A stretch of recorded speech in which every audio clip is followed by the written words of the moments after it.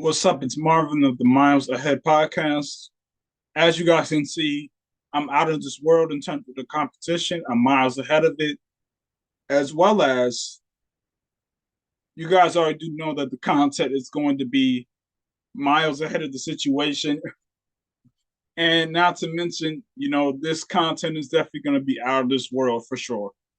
So I'm going to be diving into the episode. Today's episode is going to be based on the NBA and the NFL. Okay. The first thing I'm going to be talking about is going to be based on the NFL. I'm going to be giving my predictions for the Super Bowl. Okay. As for the next thing I'm going to be talking about, it's going to be based on the NBA. Okay. I'm going to be talking about the blockbuster trades that have been happening as of lately, as well as LeBron James finally passing Kareem. So I'm going to be giving all my thoughts on these topics. So now I'm going to dive into the episode. But first, I want to tell you guys to hit the like, comment, and subscribe. Check out the channel, show your support. I have about 50 plus episodes on Anchor, Spotify, and Apple. And I will be dropping a link at the bottom where you guys can see that content for the audio versions of the podcast.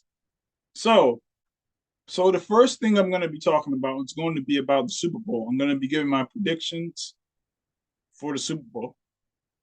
So right now we got the Chiefs versus the Eagles. I think it's going to be a very exciting game. Both teams, they have number one seeds. Not to mention, both teams, they have MVP candidates. And then on top of that, both teams, they have 7 Pro Bowlers, 7 of them. So let's get into my prediction. So I'm predicting that the Chiefs are going to win this game 31-24. Okay. I can easily see this game going in the Eagles' favor because they do have a great running game and they also have a good system when it comes to whether or not if they're going to switch up the running with Miles Sanders or go with Jalen Hurts. Okay. But I just think that the experience of the Chiefs matters in this situation. Okay.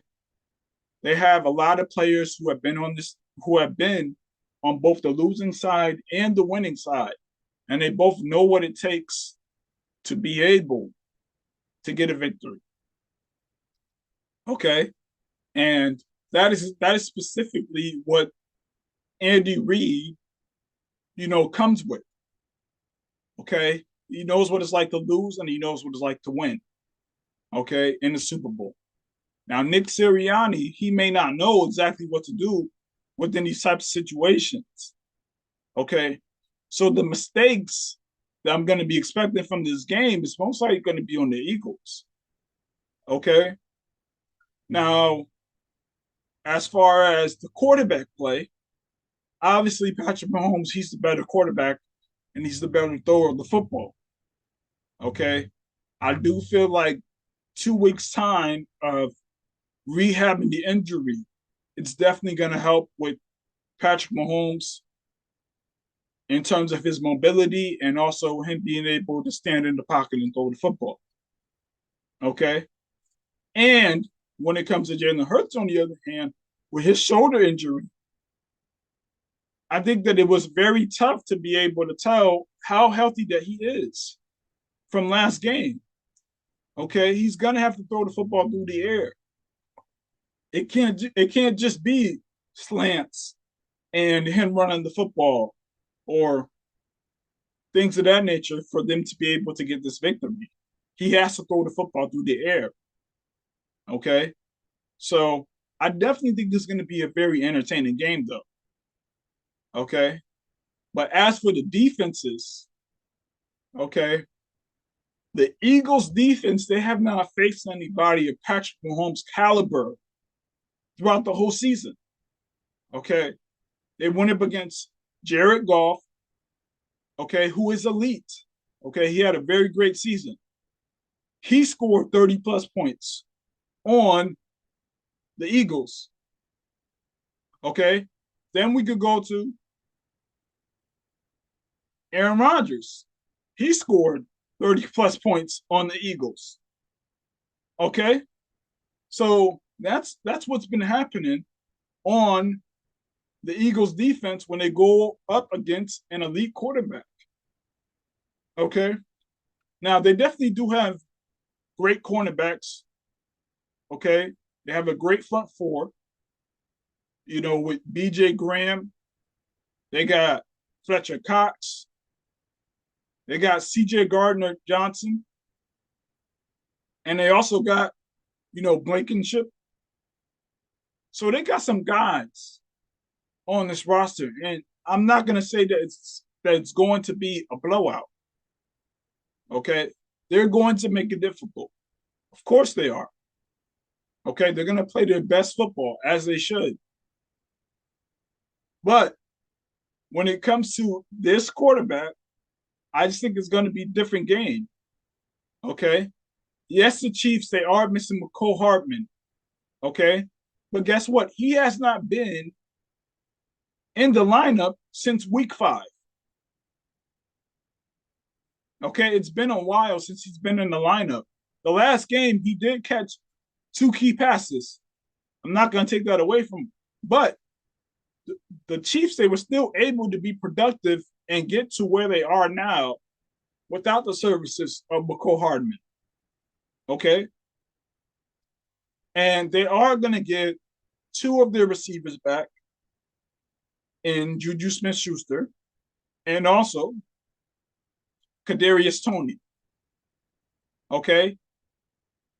And obviously, they still have MVS, okay, who played huge last game. Okay. In order for the Chiefs to win this game, they're going to have to balance it out. Okay. They can't just throw the football everywhere like Joe Burrow was last game. Okay. They got to mix it up when it comes to running the football. Okay. They got to use Isaiah Pacheco very well. Clyde Edwards-Helaire, even though I don't think that he's going to be that big of a factor. Isaiah McKinnon, he definitely has to contribute in this game. So I feel like that would definitely help. As for the defense, right? The defense on the Chiefs, they have to be able to get to the quarterback and stop the run. Okay, this is where Chris Jones is really going to solidify himself as the best, defender in the league. Okay. I mean, everybody, they want to talk about Nick Bosa. Okay. And he's great. Okay.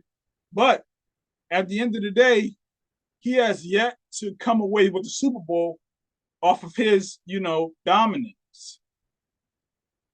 Okay. Now, this is a huge game for the defense. Okay. They have about 3 rookies in the backfield. Okay. And McDuffie and Cook. And I forgot the other person's name. But at the end of the day, Sneady's coming back, which that's going to be good. But they still do need to be able to, play a very poised game. And, they can't really jump on anything as well. But when it comes to Chris Jones or Frank Clark, I believe they're going to show up in this game. Okay.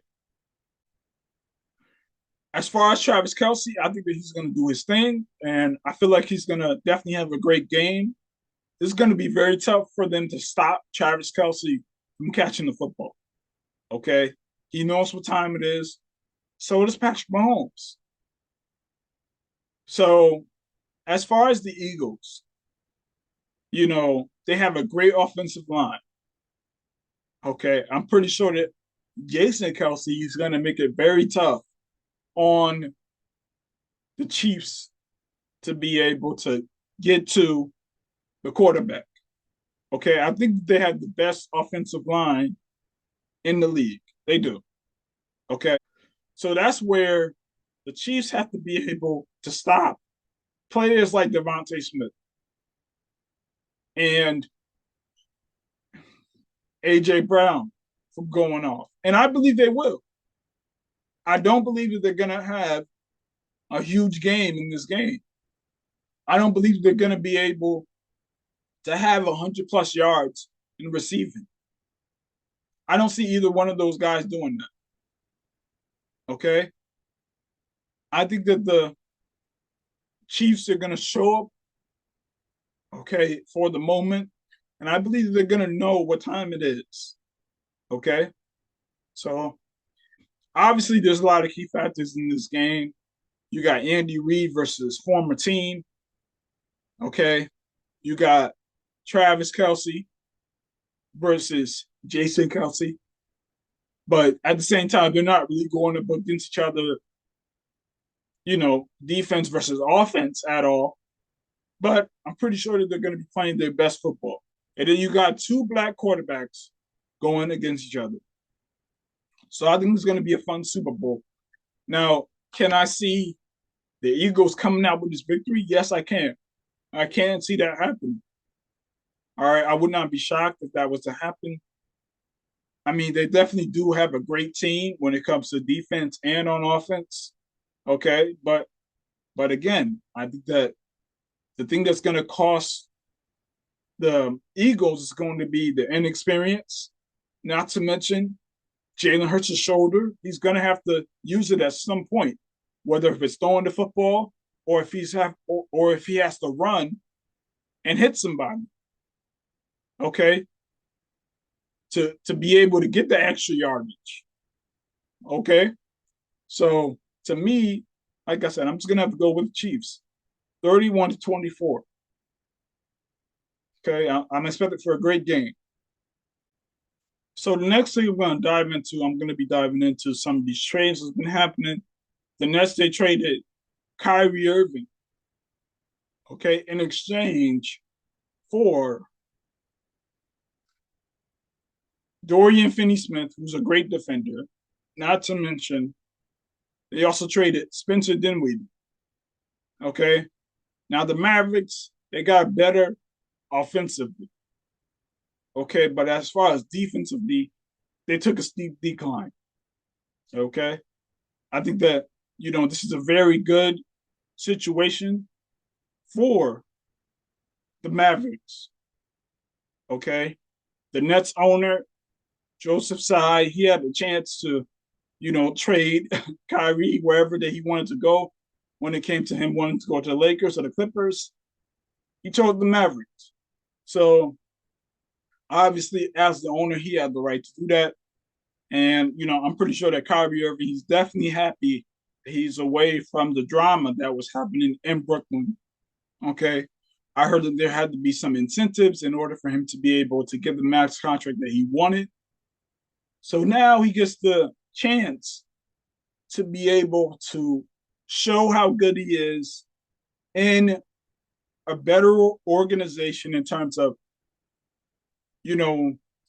not going for everything politically and things of that nature. And, it's Dallas and, the sun's out all the time and things of that nature. And, I think it's going to be a very good chemistry situation between Luka and Kyrie when it comes to them on the court offensively. And, Kyrie Irving, he's had a great season so far when it comes to his numbers and stuff like that. He's been on fire. So to me, I think that this is big for the Mavericks. Okay, it definitely does put them in title contention for sure. Okay. And, I think that Kyrie Irving is going to take advantage of the situation. And, I think that they could possibly get to a conference finals. Very possible. Now, as far as them getting to the finals, I don't see that happening because of the lack of defense on this squad. Okay. I mean, in order for them to get to the finals, Luka and Kyrie, they both have to step up immensely defensively. Okay. So, but at the end of the day, they do have a coach in Jason Kidd who knows how to coach, both of those types of players. And I think it's just going to be a great experience to watch, obviously. But we got to see them play together. All right. So for the next trade that happened, that actually involved the Nets again. Okay. They gave away Kevin Durant. Okay. Now you guys want to ask what for? I'm gonna read it to you. Just give me a second. So they traded away Kevin Durant for Miles Bridges, Chris Johnson, Jay Crowder, the 2023 first round draft pick, 25 first round draft pick, 27 first round draft pick, 28 swap, and also the 29 first round draft pick. So the Nets, I mean, bro, man, they basically have shown that their organization is terrible. Okay. Now the Suns, they are in win now mode. Okay, obviously.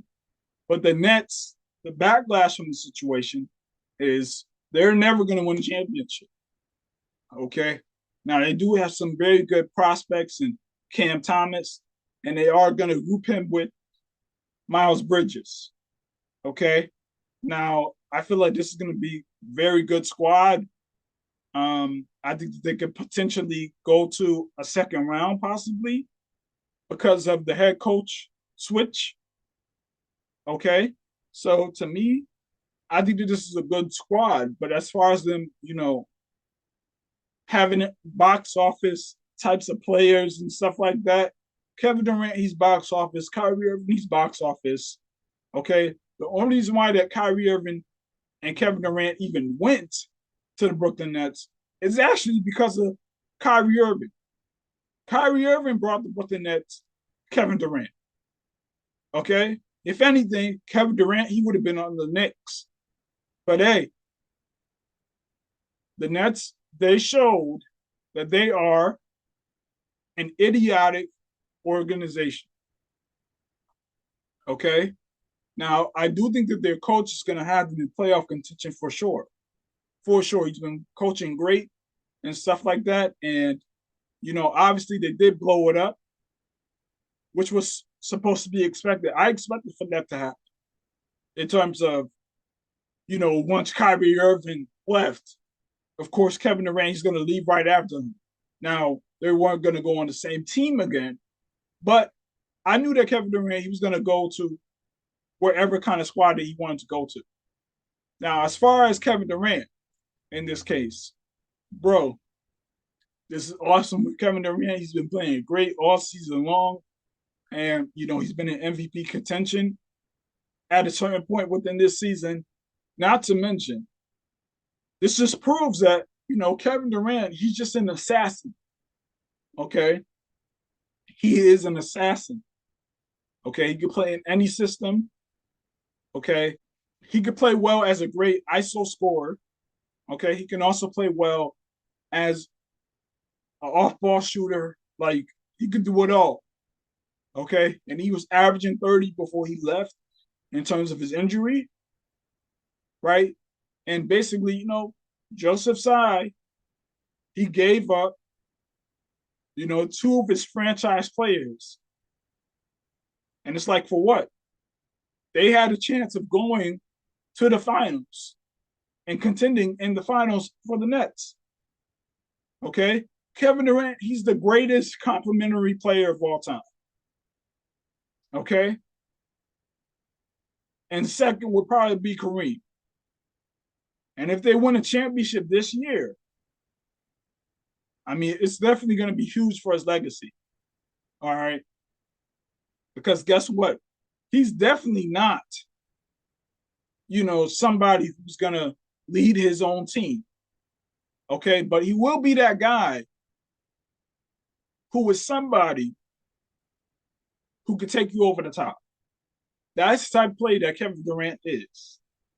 Okay? The Phoenix Suns, they should be favored to win the championship this year. They should be.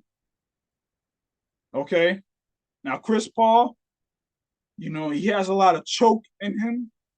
So does their coach, Monty Williams. Okay, if Kevin Durant can overcome those types of situations, hey, this is going to be very huge for Kevin Durant's legacy.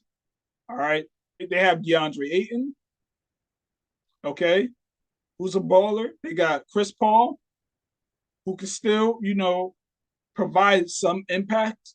He's not the same player as he used to be defensively at all. But as far as him orchestrating the offense, he still knows how to do that very well. And then you got Devin Booker, mid-range bully. And to me, I just think that this is going to be a very good squad. Okay. And when it comes to the Western Conference, it is stacked. I mean, it gets even funnier by the day, when John Morant had said, we're not worried about anybody in the West but the Celtics. Now you got something to worry about even more. Okay. And that's the same thing for the Denver Nuggets. Okay. I don't even think that the Nuggets can overcome the Phoenix Suns at this point. Okay. I think that if Jokic doesn't get to the finals this season, I think that it's definitely going to hurt his legacy just a little bit. Okay. But not as much as it should because the West is so stacked right now. Okay. It's so stacked. Okay. It's wide open. All right. And when you look at Kevin Durant, Kyrie Irving, and then you got the Golden State Warriors, and then you got, Zion coming back. Okay. You got the Nuggets. You got the Kings. And so much in the West, it's not even funny. Okay. I mean, as of right now, LeBron James, he might as well just go right back to the Eastern Conference. Okay. He might as well. All right. Maybe go to the Celtics or the Toronto Raptors. Might as well. Because LeBron James, he's the type of person who will go when the tough gets going. Okay. I could definitely see him leaving at some point soon. All right. Because they're definitely not going to make the playoffs this season. Okay. And guess what? I am aware of the new trade that just happened for the Lakers. Okay. It was supposed to have helped them to be able to get to the playoffs. But hey, I can't see that happening. I just can't. Now, I'm going to dive into the new trade that's been happening for the Lakers. So, the Lakers, they were able to get D'Angelo Russell, Vanderbilt, Mike Beasley. Okay. Like they were able to get some pieces. Okay. And they still have Anthony Davis at the moment. We don't know if Anthony Davis may get traded. Okay. It's been so much pandemonium. We don't know what's going to happen. So, and Russ got traded as well. He's not on the squad anymore, anyways, at all. So, I just think that this is going to be an interesting situation. All right. D'Angelo Russell, he's been playing well. I mean, he's been averaging 18 points on 45% shooting from the field and 39% from the three-point line. Okay, he's been balling as of lately, especially since Karl-Anthony Towns has been out. And, this is a big move for them. Not to mention Mike Beasley as well. And, you still got LeBron. And as of right now, you still have Anthony Davis. And as of right now, you guys just got rid of Russ. Okay. Now, as far as Russell Westbrook and stuff like that going to Utah, do I believe that this is going to help them? I mean, they could get to the play-in. Okay. Russ, I mean, I think that he's going to play a lot better since he's not playing next to LeBron James, who hogs the basketball and, makes things tough when it comes to playing within a system that's only centered around LeBron James. Okay, it's a heliocentric type of offense. Everything goes through LeBron James. It's no ball movement there. It's very tough to play in a system like that. Okay, so I think that the Utah Jazz, they could potentially get to a play-in situation. Okay, because Russ, he can still play. Okay, but do I see him averaging, you know, 30 or 25? No, I could see him doing 22, maybe about 8 rebounds, 8 assists, something like that. And I could definitely see them potentially putting the Lakers out of contention to get into the play-in. I could see that happening. Okay. But as far as the Lakers getting to anywhere near the playoffs, I can't see that happening at all. All right. Everything is far too close. Too close. Okay. And the Lakers, they have, you know, steeped way too low. All right. They're 13th in the West. Okay. And as far as defensively, I don't believe they have it. Okay, especially when it comes to LeBron being able to play well defensively. Okay. And speaking of LeBron, I'm going to move on to the next topic, which is LeBron James passing Kareem and the all-time scoring list. Okay, it's a great accomplishment. Okay, he worked hard to get to where he is, but if anybody is out of nowhere gonna just make LeBron James the greatest player of all time, you know, off of him passing Kareem. I mean, you should have already had your mind made up where you had LeBron James in NBA history. Okay, you should have made your mind up before he even got to the scoring, before he even got to leading in the all-time scoring list. Okay, your decision should have been made way back then. Okay, now LeBron James, definitely one of the greatest players of all time. Okay, and it's definitely a lie about everybody saying that LeBron James is a passer. Okay, he averages 27 points per game. Okay, he is a scorer. Okay, now as far as does this make him you know closer to Jordan? No. Does this make him you know closer to Kareem? In my opinion, no. Okay, closer to Bill Russell? No, not for me. Magic? No, not for me. Bird? No, not for me. Okay, Tim Duncan? Not for me. Okay, but this is a huge accomplishment for LeBron. I mean, he did it on the fadeaway instead of doing it on the skyhook that he was so-called practicing throughout the whole entire time and stuff like that. But hey, they still lost that game. Okay, they still lost that game. And I'm pretty sure that LeBron James, he wants to be in playoff contention at least. Okay, that game, it was a winnable game.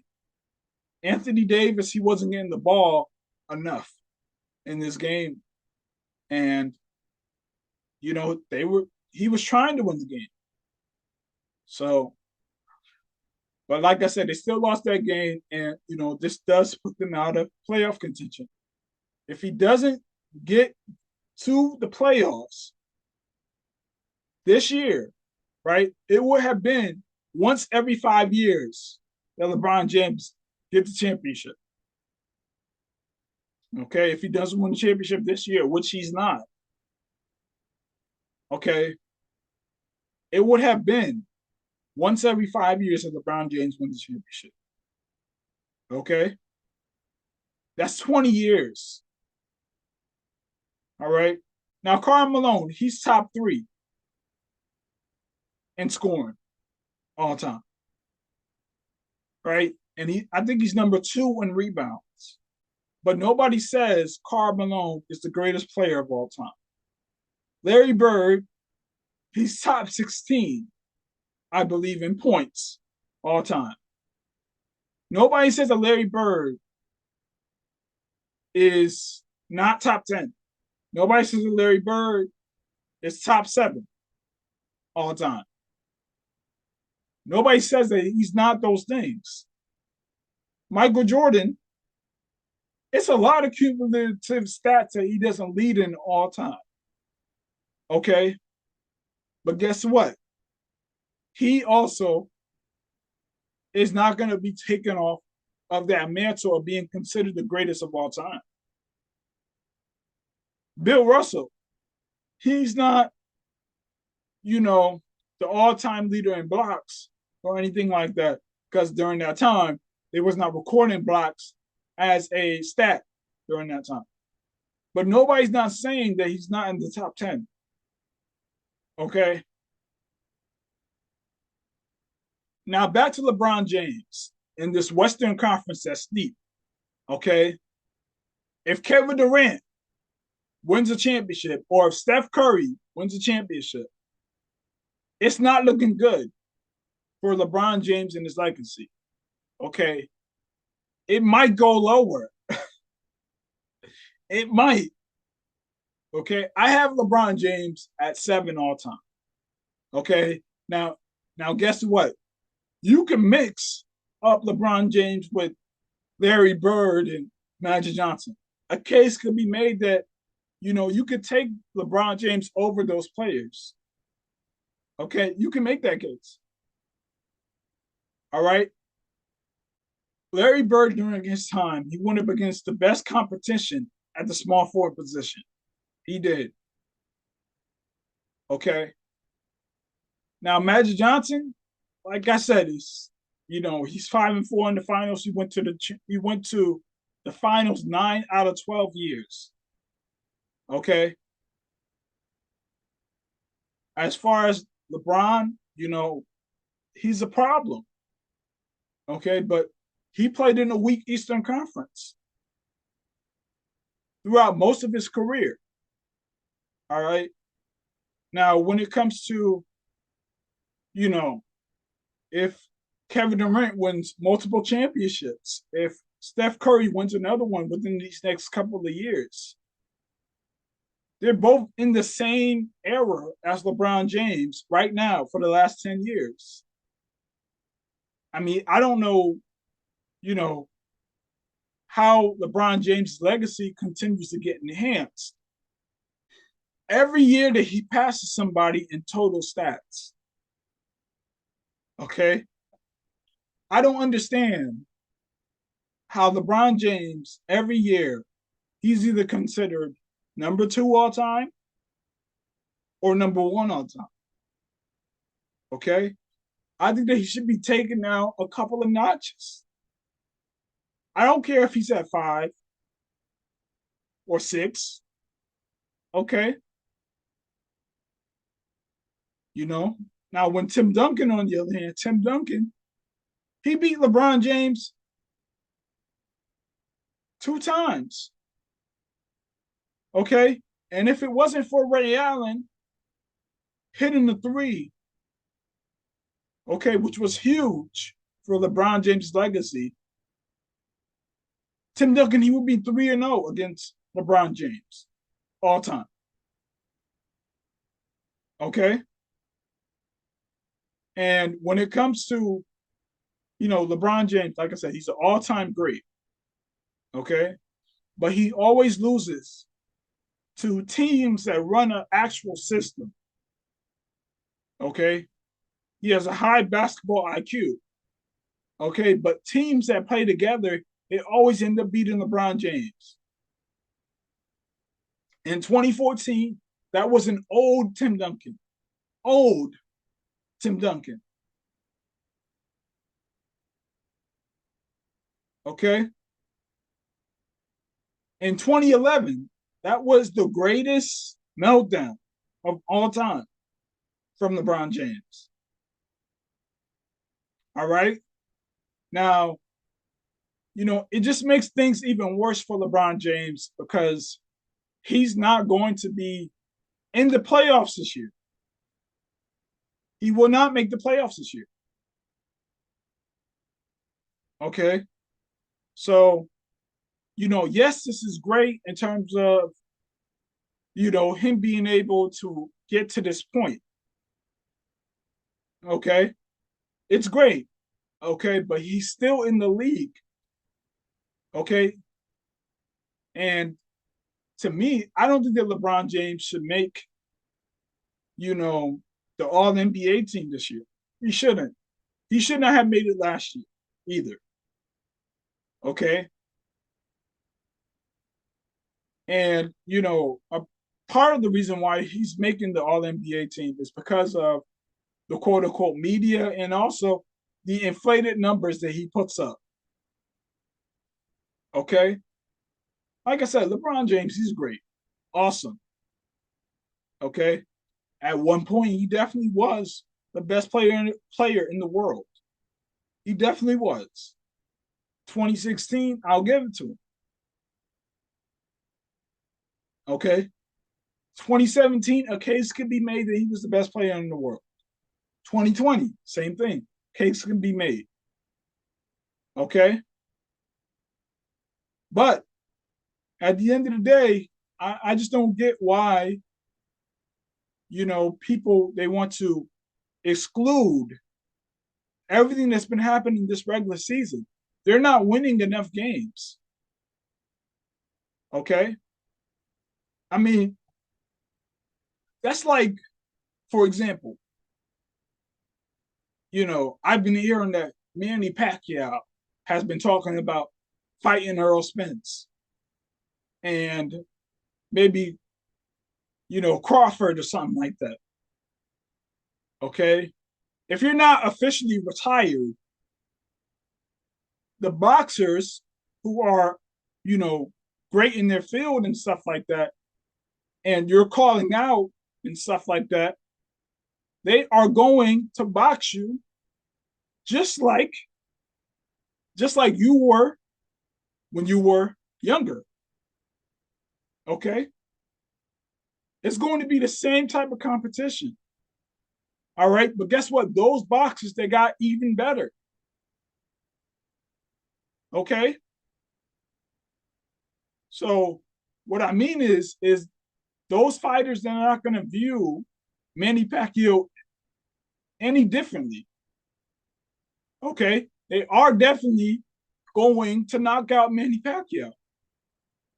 Okay. That will definitely happen. Okay. But just like Manny Pacquiao, okay, you are still in the league, just like Manny Pacquiao is trying to come back and also, compete with boxers that are in their prime. Okay, it's supposed to make your legacy look even worse. If Manny Pacquiao gets knocked out, okay, and if LeBron James doesn't get to the playoffs this year, you're still in the league. He's still in the league. It's still competition there. So if anything, LeBron James probably should have retired last year. Okay. All right. He probably should have retired. I mean, this year even. I mean, I probably will retire this year as well. But at the end of the day, I can see why he decided to keep it going. Okay, because he did want to accomplish the situation. Although it is a great feat, you are still playing. Okay. While other players, they're trying to, better their prime. Okay. Like I said, the only way that LeBron James has a chance, an iota, of even getting close to getting anywhere near getting to the finals is if he goes to the Eastern Conference. That's the only way. So that's my perspective on LeBron James being the all-time scoring list leader. Great accomplishment. Can't take it away from him. If you already had LeBron James where you had him, keep him there. And I don't see why this should bring him even higher. In fact, in my opinion, if he doesn't make the playoffs, it should knock him down in terms of his rank. Okay. So that's my perspective on the NFL and the NBA. And I want you guys to have a great rest of your week and weekend. And remember, let's not be inches, feet, meters, nor yards. Let's be miles ahead. Have a good one.